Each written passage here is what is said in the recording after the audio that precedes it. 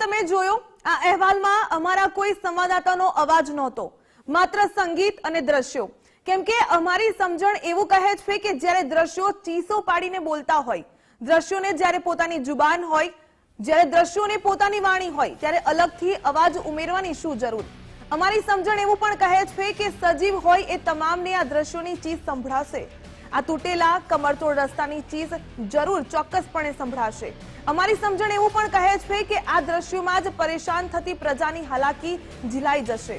અમને આશા છે કે જેમણે આ દ્રશ્યોની ભાન કેળવવાની છે, જેમણે આ દ્રશ્યોનું સંજ્ઞાન લેવાનું છે, જેમણે આ દ્રશ્યોની સમજણ કેળવવાની છે, તેઓ જરૂર આ દ્રશ્યોમાંથી શીખ મેળવશે. બની શકે કે આળસ ખંખેરશે, બની શકે કે એસી કેબિનમાંથી બહાર આવશે, બની શકે કે આ પ્રયાસ સફળ જાય. જો નિષ્ફળ જાય તો અમારો આ ક્યાં પહેલો છેલ્લો પ્રયાસ છે? આ પ્રયાસ અવિરત ચાલતો રહેવાનો છે.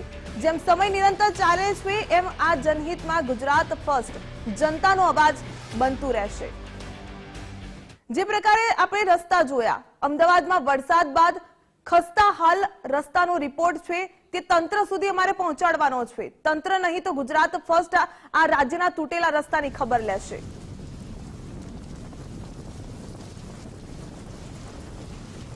અમદાવાદમાં વરસાદ બાદ ખસ્તા હાલનો આ રિપોર્ટ. અસલાલી નારોલ હાઈવે પર રસ્તાનું ધોવાણ થયું. ખાડા પડવાને લીધે વાહન ચાલકોની દયનીય સ્થિતિ બની. બિસ્માર રસ્તામાં કર ચૂકવતી પ્રજા હેરાન પરેશાન બની. જીવના જોખમે આ રસ્તો પસાર કરવા મજબૂર બન્યા. કેમ સતત તૂટતા રસ્તાનો સાહેબોની પાસે કોઈ જ તોડ નથી? પ્રજાના પૈસે ક્યાં સુધી કોન્ટ્રાક્ટર્સને લીલા લહેર રહેશે? દ્રશ્યો તો જુઓ જરા. કોઈ જાનહાની સર્જાય, કોઈ દુર્ઘટના સર્જાય, તેની માટે જવાબદાર કોણ?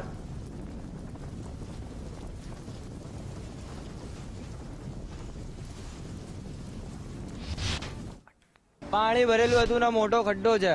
મને દેખાડ્યું ને ગાડી માલ ભરેલો છે ને પલટી ખાઈ ગઈ મારી ગાડી.